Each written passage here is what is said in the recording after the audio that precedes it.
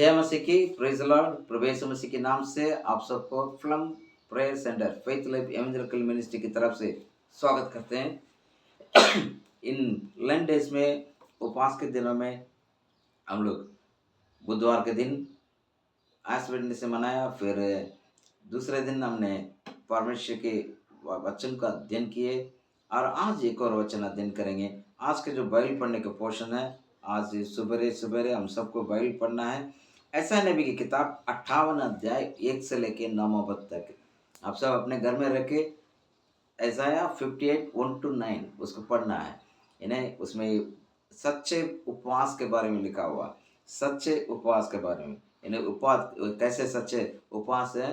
अंधेरे में अंधेरे सहने वाले को जुआ तोड़ने का, और जो भूखे को खाना देना, और अनाथ को देखभाल करना, और नंगों को कपड़ा वस्त्र देना। इस प्रकार से भला काम करने के लिए ये उपवास प्रार्थना है। 40 दिन उपवास प्रार्थना में हमें ये भी कार्य करना है। इसलिए मैंने आपको कहा, मुट्ठी के चावल या तो प्रतिदिन जो उपवास करते हैं उसके लिए जो पैसा को एक छोटे से डब्बा में रखेगा, और ईस्टर के दिन उसे समर्पण करेंगे परमेश्वर के लिए, ताकि हम परमेश्वर के लिए भला काम कर सकेंगे।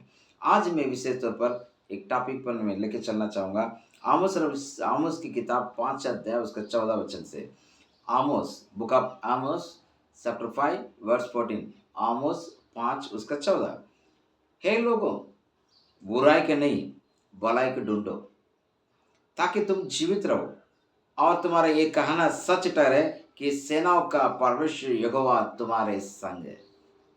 इन्हें यहाँ भविष्यवक्ता इस प्रकार से आह्वान करता है कि बुराई के नहीं भलाई को करो।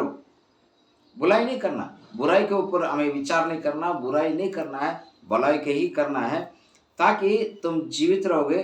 जैसे तुम विचार करते हो वैसे सच ठहरे कि सेनाओं के यहोवा तुम्हारा संग रहे। इन्हें यहाँ पर भलाई करने के बारे में यहाँ पर बताया जाता है। तो आज बुराई के नहीं भलाई करने के ऊपर हम लोग अध्ययन करेंगे, ठीक है, ताकि हम जीवित रहें और परमेश्वर जैसा हम विचार करते हैं वैसे हमारा प्रभु हमारे संग काम करें, है ना।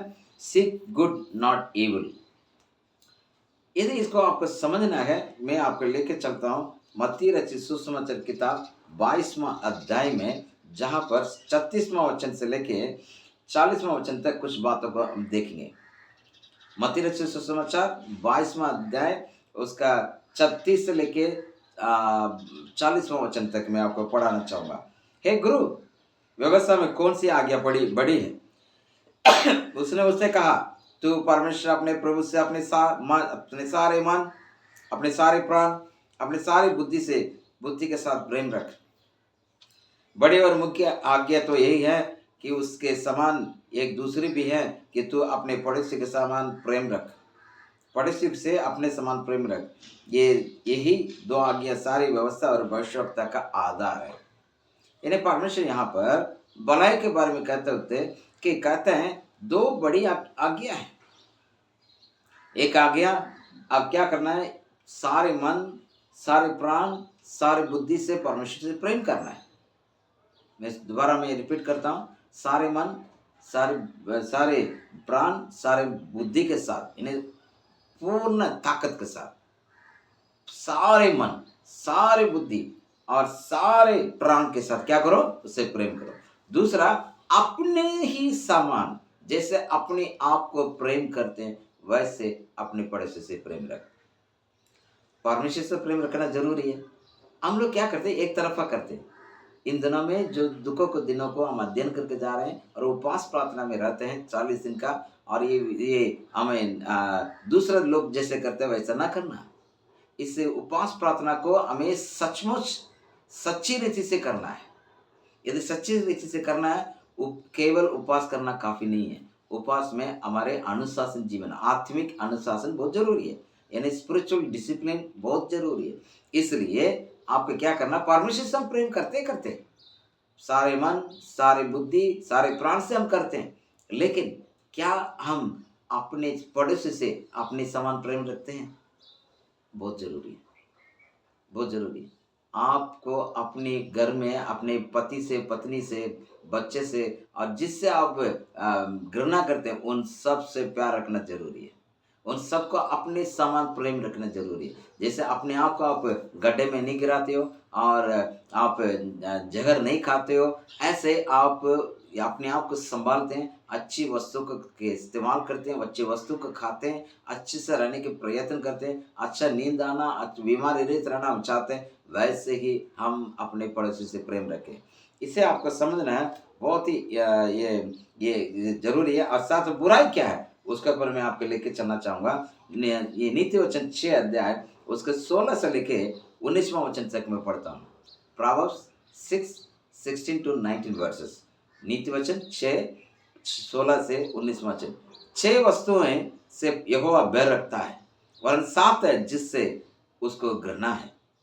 अर्थात घमंड से चढ़ी हुई आंखें, झूठ बोलने वाले जीभ और निर्देश का लघु बहाने वाले हाथ, अनर्थ कल्पना गढ़ने वाला मन, बुराई करने को वे वेग दौड़ने वाले पाँव, झूठ बोलने वाले साक्षी और भाइयों के बीच में झगड़ा उत्पन्न करने वाला मनुष्य। भलाई करना है तो आपको परमेश्वर से प्रेम जैसे रखते हैं वैसे वैसे अपने समान अपने पड़ोसी से प्रेम रखो, वैसे ही बुराई से भी बच कर रहो। यानी बुराई हमारी जिंदगी में नहीं चाहिए। बुराई क्या क्या है कि हमें घमंड से नहीं चाहिए और झूठ नहीं बोलना है और निर्दोष लोग के विरोध में कुछ करना नहीं और अनर्थ कल्पना नहीं करना है और बुराई करने के लिए हमें दौड़ना नहीं और झूठ बोलने के लिए ना झूठ बोलना ना झूठ बोलने के साक्षी देना और ना ही हमें झगड़ा करना है। समझ रहे हैं आप लोग? इस उपवास प्रार्थना में अपने आप को प्रभु का आत्मसमर्पण करें। आज कहता है परमेश्वर का वचन आमोस 5:14 में, बुराई को नहीं भलाई को ढूंढो ताकि तुम जीवित रहो। तुम्हारा यह कहना कि सच ठहरे कि सेनाओं के यहोवा हमारे साथ है। वाकई में ऐसे हो। आज के दिन आपके लिए आशीष हो और आज के दिन यशायाह की किताब 58 अध्याय का 1 से लेकर 9वां वचन जरूर पढ़े ताकि सच्चे उपवास क्या वो हम समझेंगे इन बातों का। और सच्चे उपवास में कौन सी भलाई करना, कौन सी बुराई नहीं करना, उस पर अध्ययन करें और परमेश्वर आपका आशीष करें। पिताजी धन्यवाद देते हैं प्रभु जी, आज हमने सीखा भलाई करना है। भलाई करने के लिए प्रभु क्या है, जैसे परमेश्वर से हम प्रेम करते हैं वैसे हमारे पड़ोसी से प्रेम करना है, क्योंकि आत्मिक अनुशासित जीवन हमें चाहिए ताकि हम बुराई ना करें, झूठ बोलें और चढ़ी हुई घमंड की आंखें, ऐसे चीज़ें हमारे अंदर ना हो। हम हमेशा भलाई करने वाले व्यक्ति बने, बुराई से नहीं, ताकि हम ये कहते हैं कि परमेश्वर हमारे साथ रहता है, वाकई में हमारे साथ रह के तेरे नाम को महिमा करें। ऐसा करेंगे इसलिए धन्यवाद देते हुए आज के दिन पूरे दिन आशीषमय हो, उपवास करने में मदद करें और उसके लिए जो भी दान इकट्ठा करना वो सब करने में मदद करेंगे। धन्यवाद देते हुए आज के दिन आशीष करिए बोलते हुए यीशु के नाम से प्रार्थना मांगते हैं, आमीन। जय मसीह की। Praise the Lord. प्रभु आप सबका आशीष करें। धन्यवाद।